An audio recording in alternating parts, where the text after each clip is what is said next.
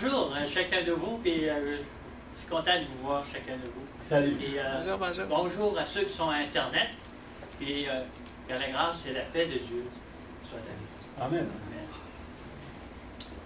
Seigneur, c'est une drôle de façon de nous parler. Puis cette fois-ci, il m'a montré quelque chose à moi aussi. On va prendre mes notes là, parce que j'en ai pas mal. Ça va là.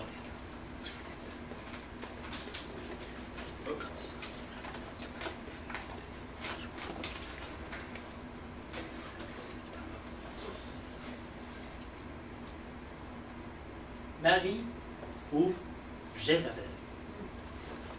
On va ici, on va apprendre le caractère et la dévotion de l'une puis de l'autre. On voit la différence entre l'une et l'autre. On va commencer par Marie. Et toi, Bethléem, Ephrata, petite d'entre les milliers, de toi sortira pour moi celui qui dominera sur Israël et dont l'origine remonte aux temps anciens, aux jours d'éternité. Ce texte-là, il est dans l'Ancien Testament. C'est Michée qui parle. Donc, c'est une prophétie. C'est quelque chose qui allait arriver. Ça fait longtemps qu'on avait annoncé qu'un jour, Jésus allait venir au monde.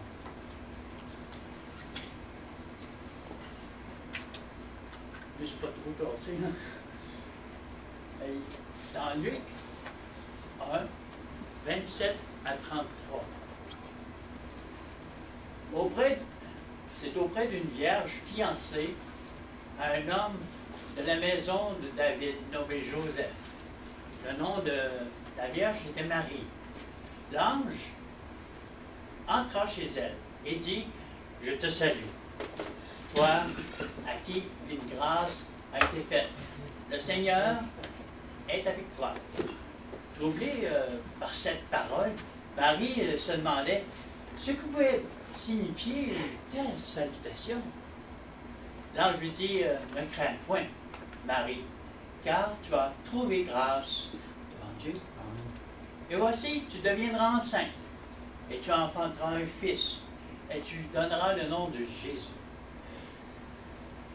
Il sera grand, et il sera appelé Fils du Très-Haut. Et le Seigneur, Dieu, lui donnera le trône de David, son père. Il régnera sur la maison de Jacob éternellement, et son règne dans le point de fin.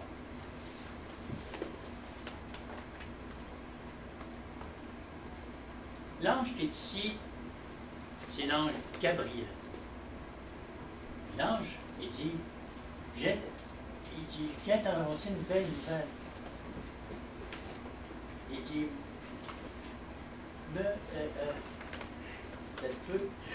je te salue, toi qui as une grâce a été faite, le Seigneur est avec toi.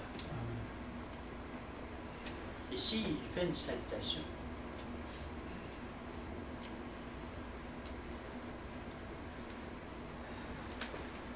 Marie dit à l'ange, « Comment cela se ferait-il, puisque tu connais point d'homme? » L'ange lui a répondu, « Le Saint-Esprit viendra sur toi, et la puissance du Très-Haut te couvrira de son ombre.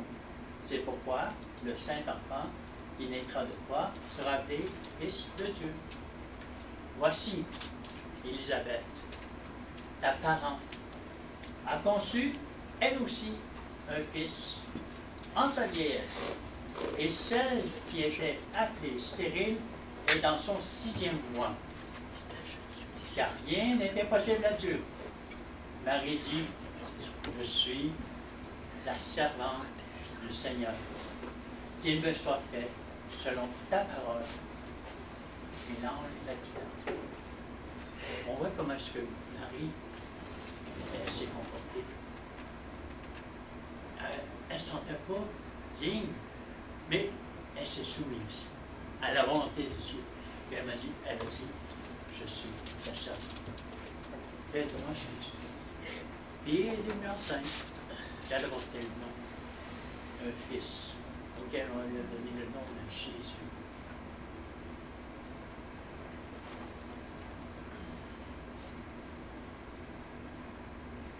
Je suis revenu après. OK. Voici de quelle manière arriva la naissance de Jésus. Marie, mère, ayant été fiancée à Joseph. Ah, c'est ça, c'est la petite Tout à l'heure, que Sébastien a lu. Ayant été fiancée à Joseph, se trouvant enceinte par la vertu du Saint-Esprit, avant qu'ils eussent habité ensemble. Joseph, son époux, était un homme de bien et qui ne voulait pas la diffamer. Il se proposa de rompre secrètement avec elle. Comme il pensait, voici un ange du Seigneur lui apparut en songe. Et il a dit à Joseph de David, ne crains pas de prendre avec toi Marie, ta femme, car elle a conçu l'enfant qui vient du Saint-Esprit. Elle enfantera un fils et tu lui donneras le nom de Jésus. C'est lui qui sauvera son peuple de ses péchés. Tout cela arriva afin que s'accomplisse ce que le Seigneur avait annoncé par le prophète. Par le prophète Michée. On avait vu son tour. Et voici, la Vierge sera enceinte. Elle enfantera un fils, on lui donnera le nom d'Emmanuel, ce qui signifie Dieu avec nous. Joseph, il a vu que Marie était enceinte. Il n'était pas marié. Il n'était pas encore marié. Et dans ce temps-là, c'était considéré comme un adultère. Hey, et je ne peux pas rester sur moi. Je ne peux pas rester avec elle. Mais il est averti. Non, Marie-est parce qu'elle est enceinte du Saint-Esprit. C'est l'Esprit de Dieu qui a fait en sorte qu'elle puisse être enceinte.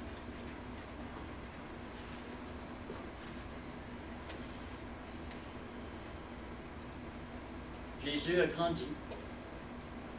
Il a travaillé avec son père pendant longtemps. Son père, c'était Joseph. Il était charpentier.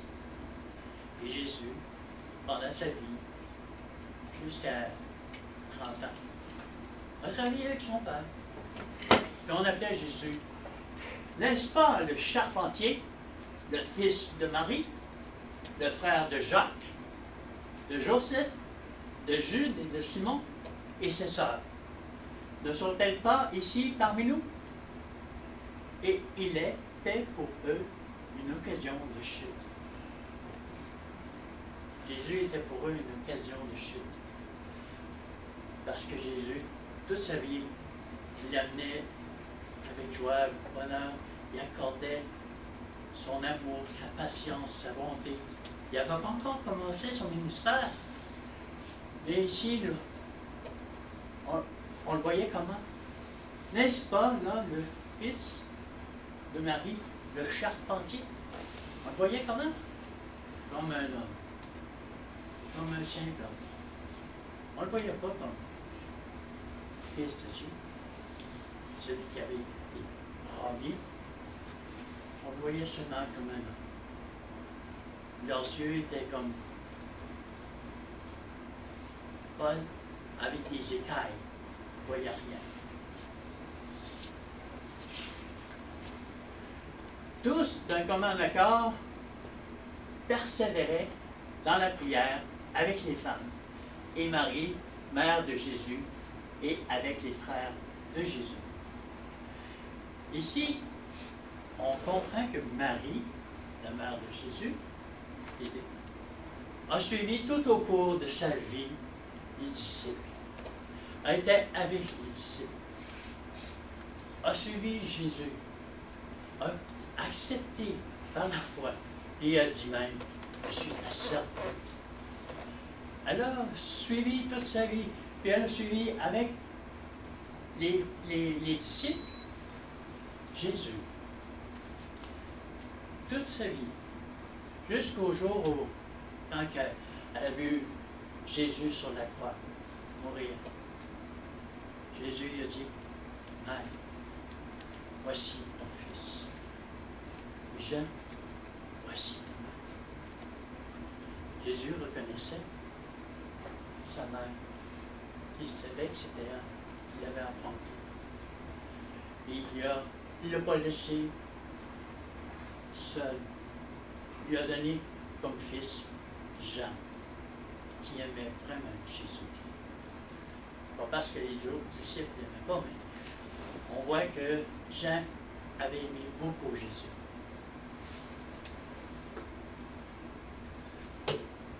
Comment est-ce que Jésus était sur cette terre? Comme nous. C'est avec une telle hérédité qu'il vint partager nos douleurs et nos tentations et nous donner l'exemple d'une vie exempte de péché. Non, qui va dire, oh, ben, c'est bien trop, hein? Jésus, après tout, c'est le Fils de Dieu, c'était facile pour lui. Non, non, non, non. Il a accepté l'hérédité. C'était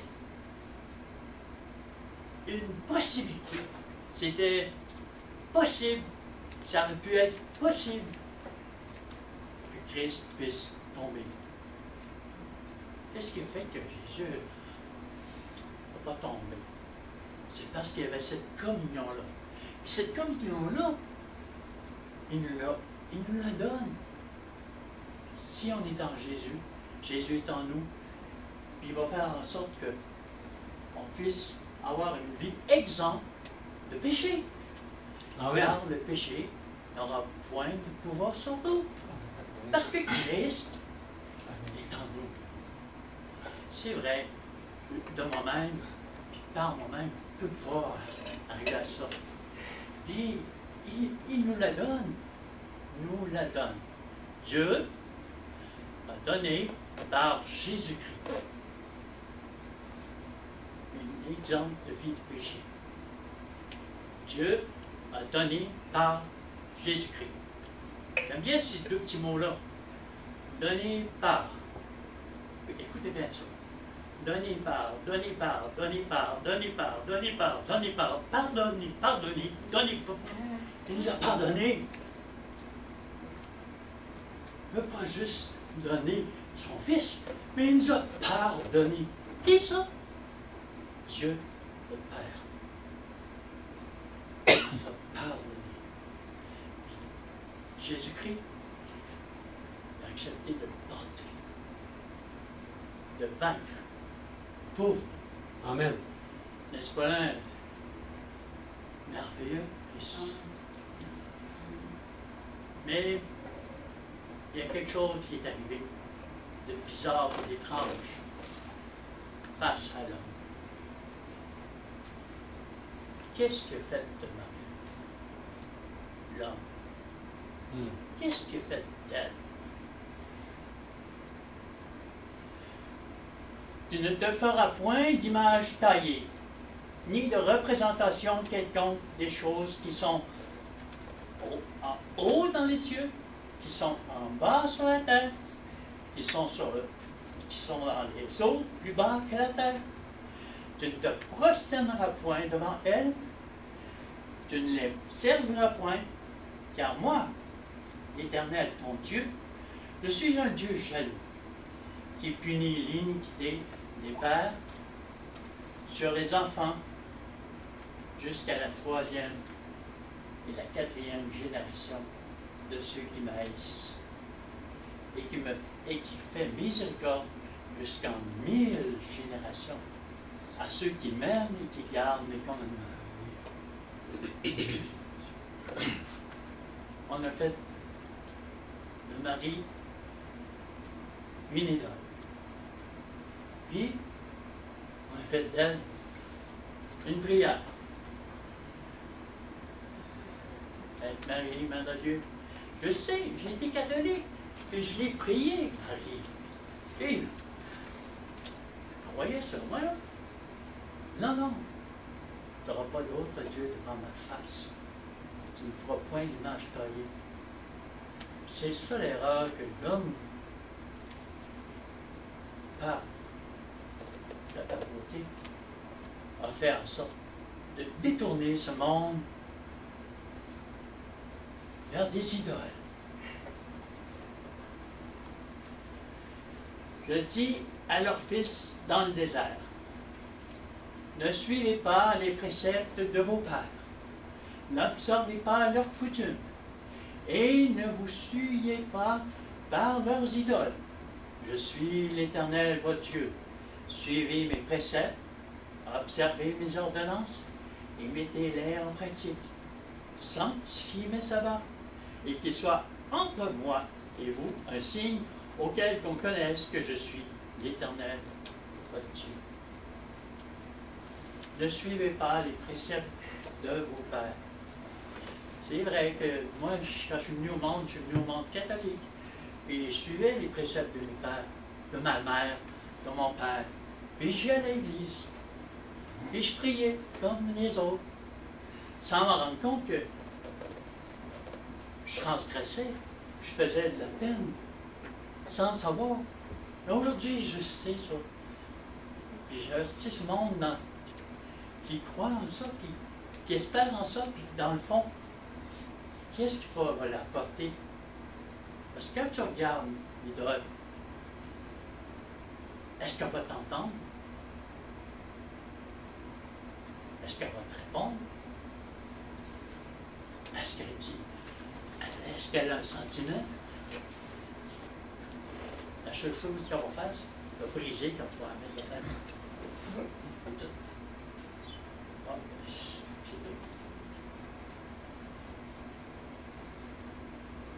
Jusqu'à présent. Ça, c'est Jésus qui dit ça. Vous n'avez rien demandé en mon nom.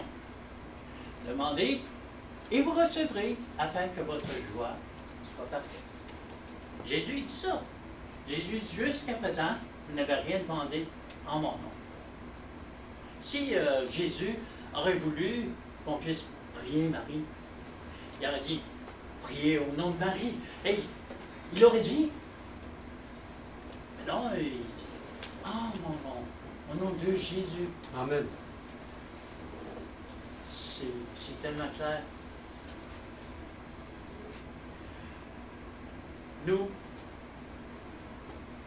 ce sont ceux qui ne se sont pas souillés avec des femmes.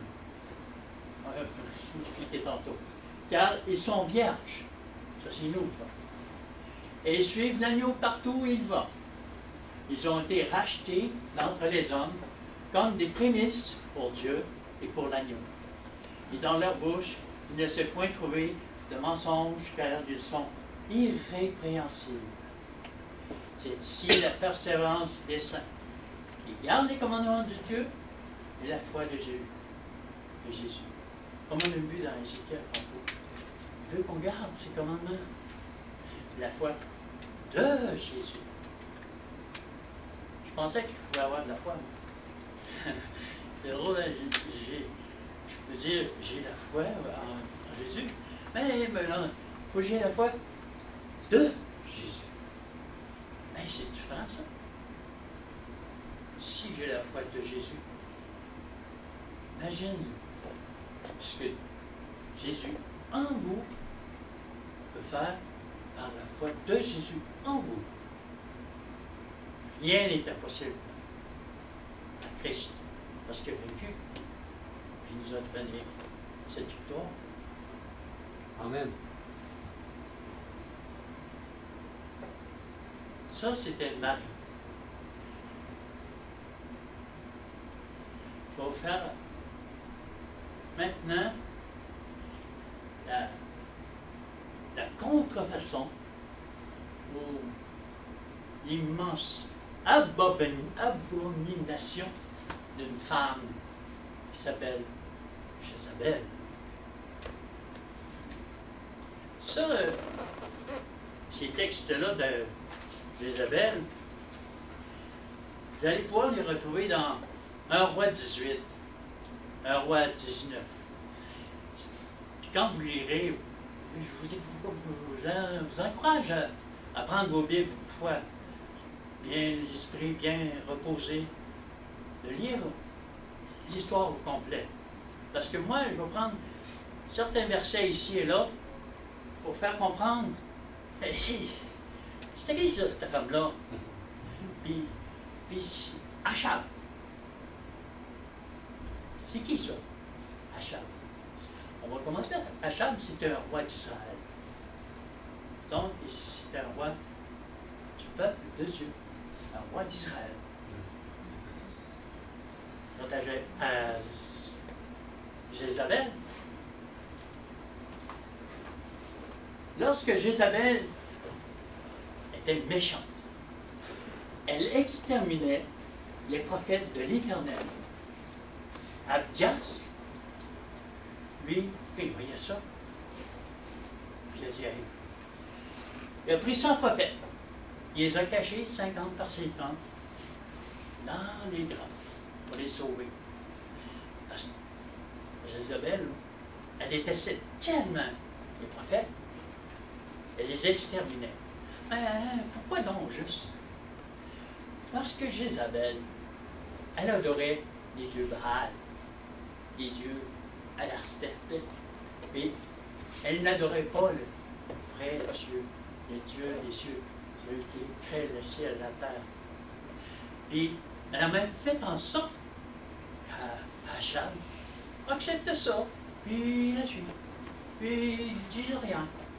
Puis il a voyé bien faire. Tuer prophète.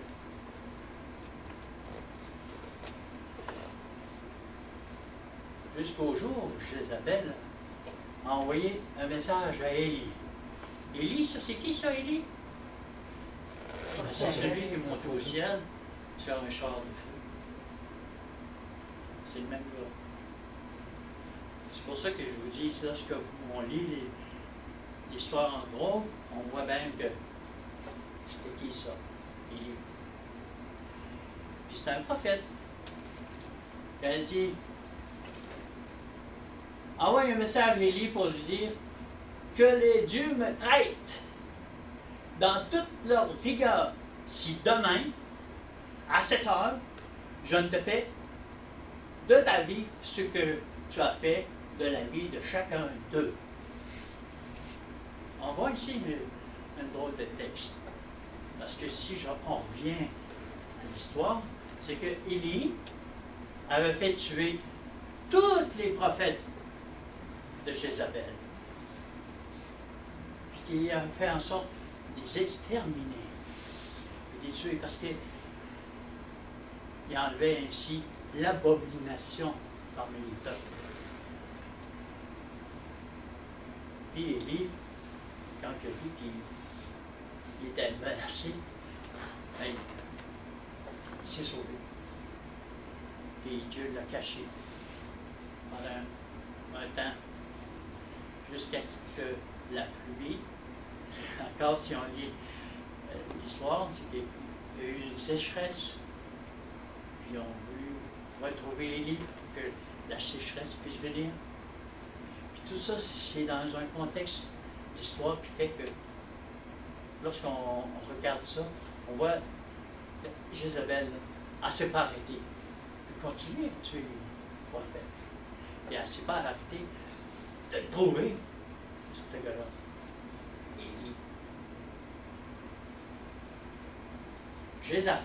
Jézabel, sa femme, va auprès de lui et lui dit, elle vient auprès d'Achab.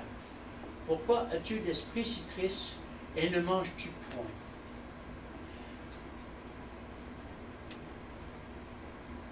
Si tu oublies l'Éternel, ton Dieu, et que tu ailles après d'autres dieux, et que tu les sers et te prosternes devant eux, je vous déclare formellement, aujourd'hui, vous périrez. Donc, c'était un avertissement pour Jézabel et Achab, parce qu'il avait entendu ce message-là d'Élie, d'arrêter de se prosterner devant les faux dieux. Puis il s'est dit, pourquoi tu ne manges pas? Parce qu'il avait l'esprit troublé, Achab. ça va bien qu'il fallait pas qu'il laisse faire sa vanne. Puis en même temps, il voulait qu'il y ait la pluie, parce qu'il était en train de voir une grosse sécheresse, puis qu'il allait bientôt, son peuple allait bientôt mourir. Il voulait qu'il vienne pour qu'il mourre, puis il se faire tomber la pluie. Puis c'est dans ce temps-là que Élie a décidé, avec les 400 prophètes, de faire un hôtel. Puis il a demandé aux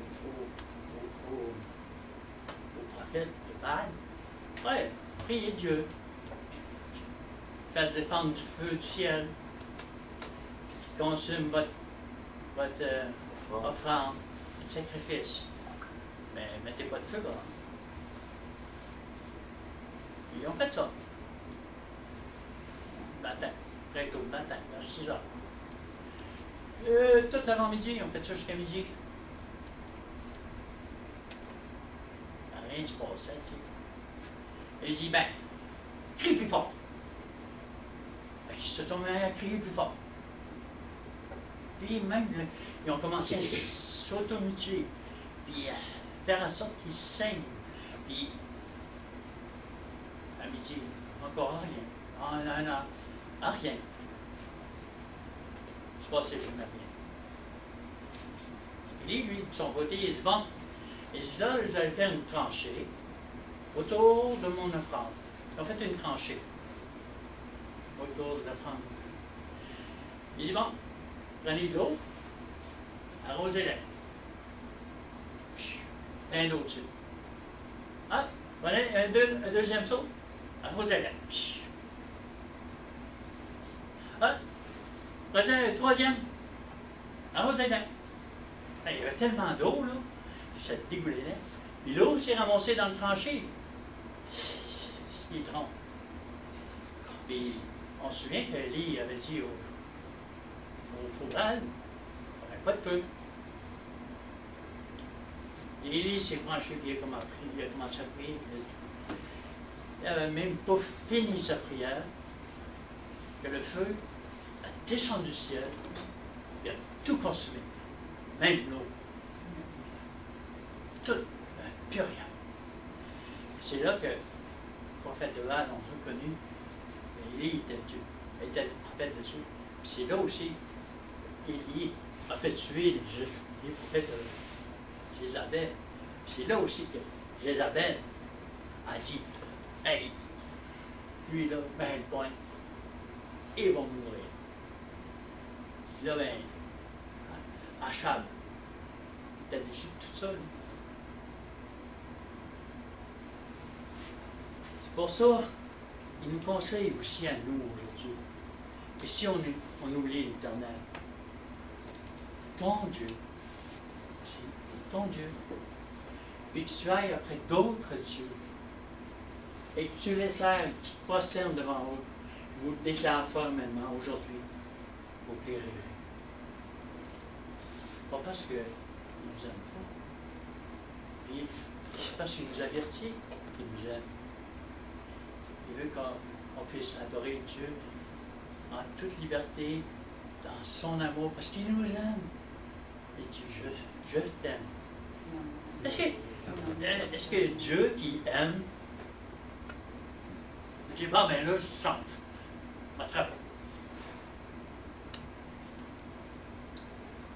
Et puis, la misère, ça encore. Parce que on dit, la colère de Dieu, un jour va frapper. Comment est-ce que la colère de Dieu frappe? Est-ce que c'est Dieu qui frappe? Lorsque Dieu il se retire, puis que sa protection se retire, que croyez-vous qu'il puisse arriver? L'adversaire va tout faire pour vous détruire. L'adversaire, je dis, est-ce que c'est Dieu qui frappe? On voit ici l'amour de Dieu.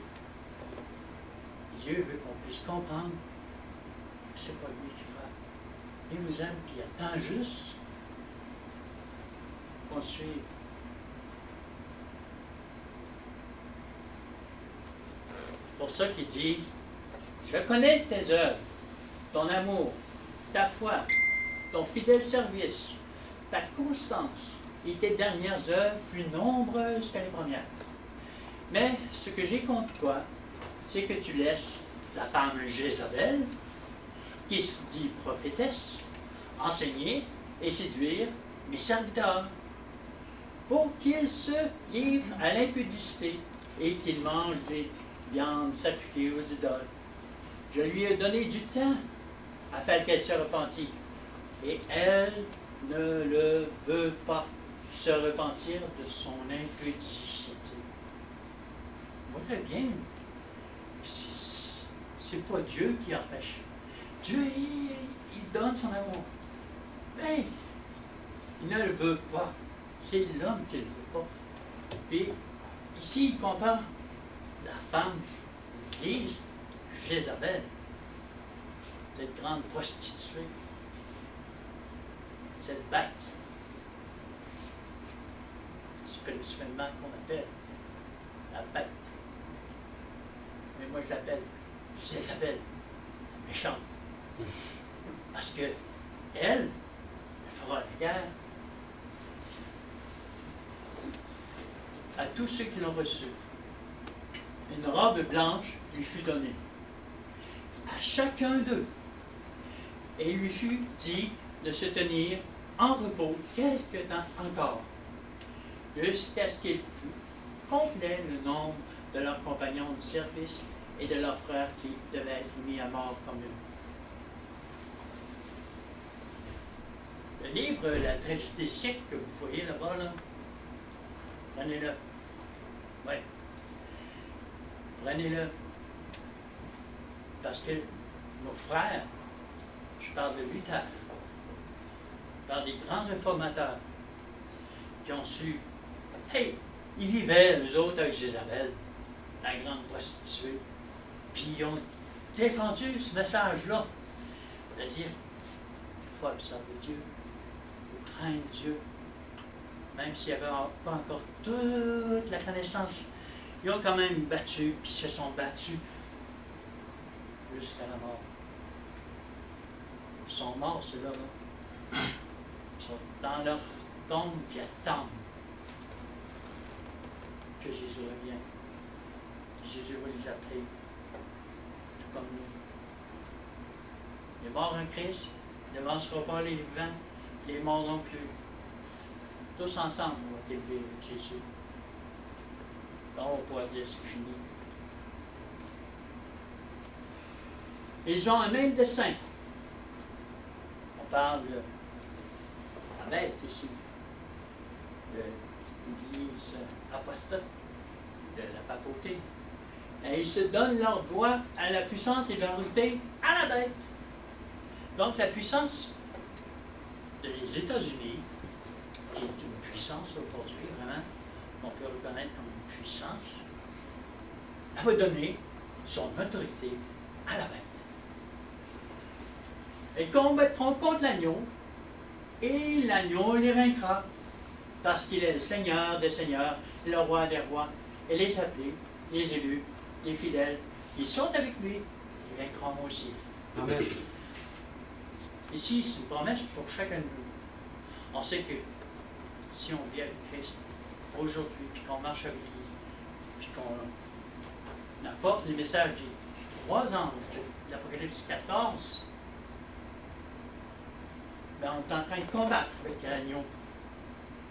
On est en train de combattre avec lui contre les puissances et l'autorité de la bête, qui, elle, va tout faire en sorte d'observer un faux jour. Le jour du Seigneur, comme il l'appelle, le dimanche. Est-ce que c'est le jour que Christ a donné comme jour de Seigneur? Non, c'est le sabbat. Observez mes sabbats. Mettez-les en pratique. Mes sabbats, pourquoi mes sabbats? Parce qu'il y a plus qu'une semaine dans un mois. Il y a plus qu'un sabbat dans un mois. C'est mes sabbats.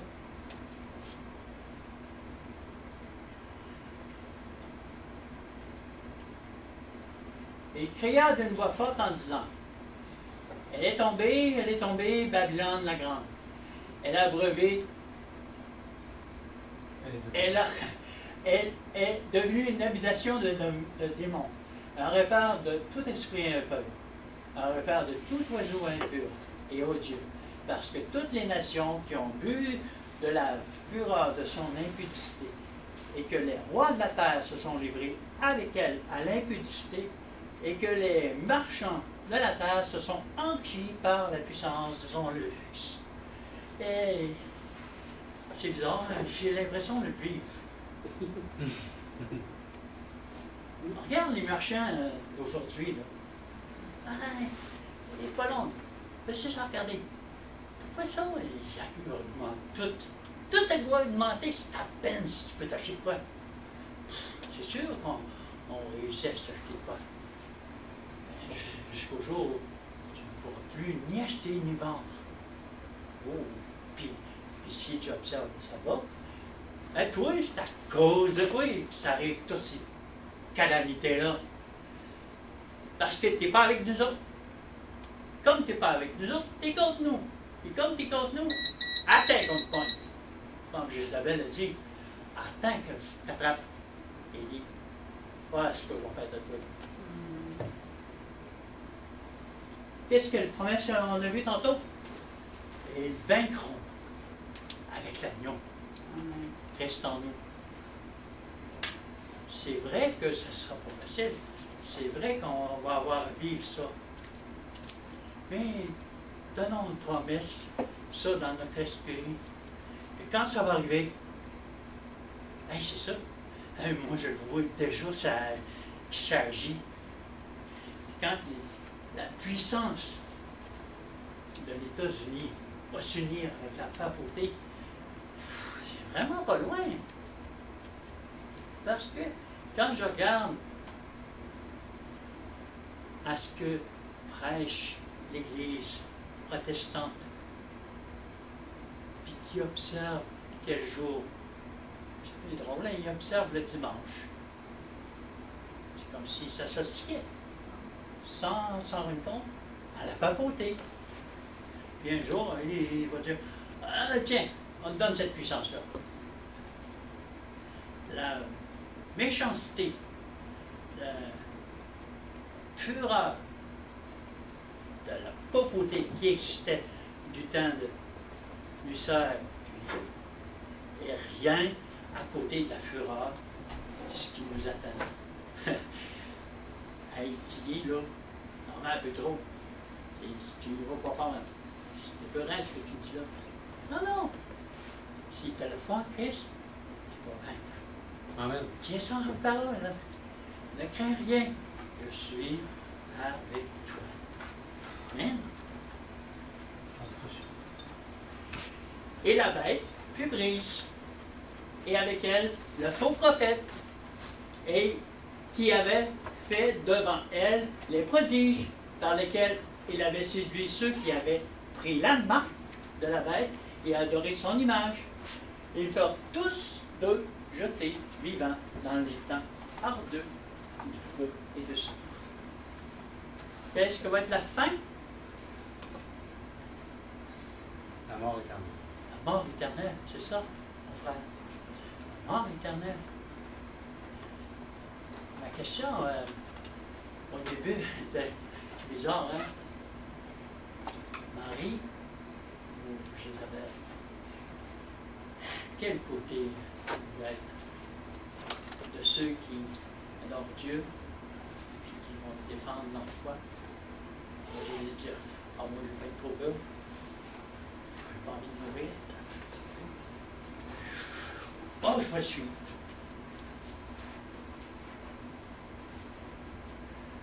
À vous de choisir votre camp.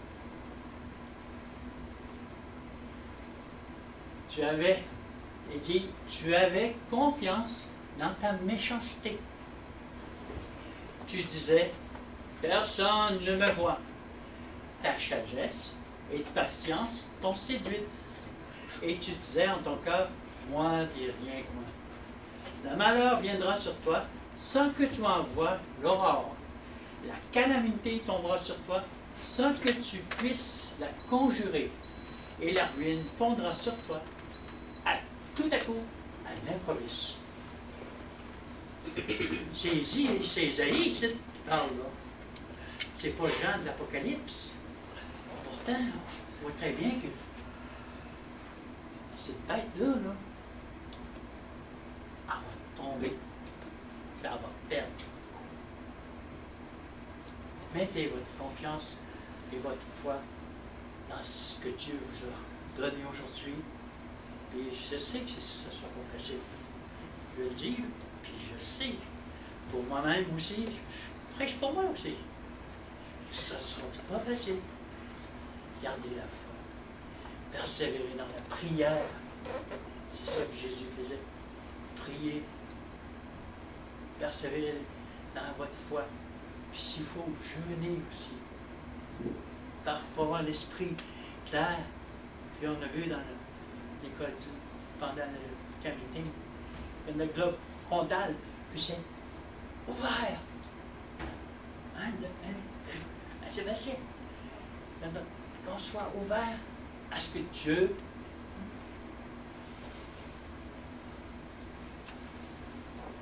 parle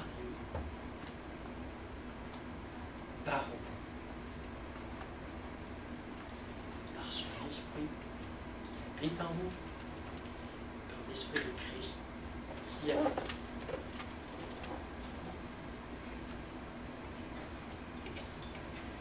Faites des sommes, frères, que ce soit pour vous des piliers dans votre cœur et dans votre esprit. Je donne ma prière pour chacun de vous. Dans le nom de Jésus.